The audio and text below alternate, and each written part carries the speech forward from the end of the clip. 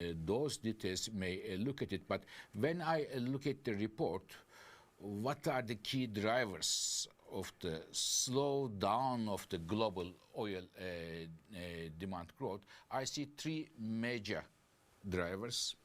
The first one is on the transportation sector. The major penetration, strong penetration of the electric cars in China, in Europe, US, and more in the emerging countries is a key driver.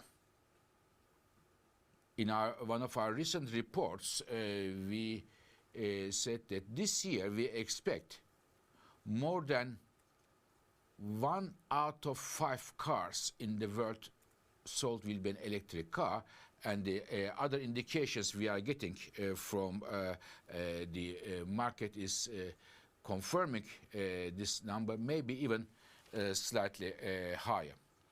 And more important than that, that sales number, we also see that China, which is the driver of the electric car penetration around the world, because every second car sold in the world, electric cars in China today, we see that the electric cars are becoming cost competitive vis-a-vis their counterpartners in terms of the internal combustion engine cars. So this is transportation sector, plus of course the ongoing efficiency improvements in the transportation sector is another driver. So this is number one driver of our expectation of the global oil demand growth slowdown. The second driver comes from the electricity generation. Today, especially in the Middle East and some North African countries, we see significant amount of oil is used to generate electricity. It's about close to 1.5 million barrels per day, driven by mainly in Saudi Arabia, Iraq, Kuwait, and the others. And we know that in many of those countries, especially led by Saudi Arabia, there are strong plans in place to replace the oil used for electricity generation by renewables or natural gas. So this is another important driver. Third, and in my view, perhaps the most important driver here for the slowdown of the global oil demand growth comes from China. Dear colleagues, nobody, I would say nobody, who wants to understand what is happening in the energy markets can afford not to see the change of economic growth prospects in China. When it comes to oil markets, in the last 10 years, about 60% of global oil demand growth came from China alone. And at that time, Chinese economic growth in the last 10 years increased on average slightly higher than 6% per year. And now we assume, and many international institutions, Chinese institutions, everybody expects a slowdown of the Chinese economic growth. This would mean that our expectation, many international institutions' expectations, Chinese growth will slow down economic growth to about 4%. So this will have implications, of course, for the Chinese energy demand in general and oil demand in particular. So putting these three drivers together, what is happening in the transportation sector, what is happening, a specific case, but an important case in terms of the substitution of oil in electricity generation in Middle East and North African countries. And third, China, the largest oil importer of the world, Chinese economic slowdown results in our expectation of the slowing down of oil demand growth following the rebound coming from COVID. And of course, there are sectors which are still pushing the demand up, such as two of them are important in my view. One of them is aviation, with the jet fuel, strong growth coming from jet fuel, and the booming petrochemical sector. These are two important drivers of oil demand in the next years to come. In terms of countries, Asia, as usual, is the main driver. India emerges as a growing demand center there.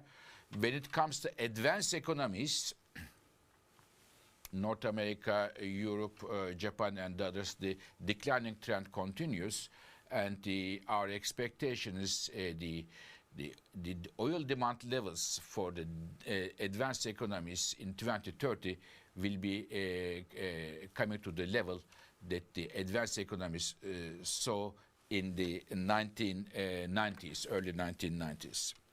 So, dear colleagues, this is the view on demand, but maybe I should give you a general claimer that this is those numbers that I have tried to highlight to you are based on the current existing policies that the governments have today. And of course, if the government's policies change substantially this or that way, they may have an implication for this demand trajectory. A few words on the supply side. We are seeing a strong growth of supply coming from Americas, basically, so-called non-OPEC countries. Who are they? United States, Canada, Brazil, Guyana. We did look, Mrs. Bosani and her team look project by project around the world, but also in the Americas, and the numbers we are seeing, the growth coming from the non-OPEC supply, especially from Americas, are higher than the global oil demand growth we expect. And this would have implications, of course, for all of us, all the producers and consumers around the world. And one of the implications, with the current policies in place, is current rather high oil spare production capacity, about 6 million barrels per day, will continue to increase, and towards the 2030s will reach around 8 million barrels per day. A major surplus, and in my view, if I am not wrong, it might be one of the highest in the history we are expecting. Of course, if such a development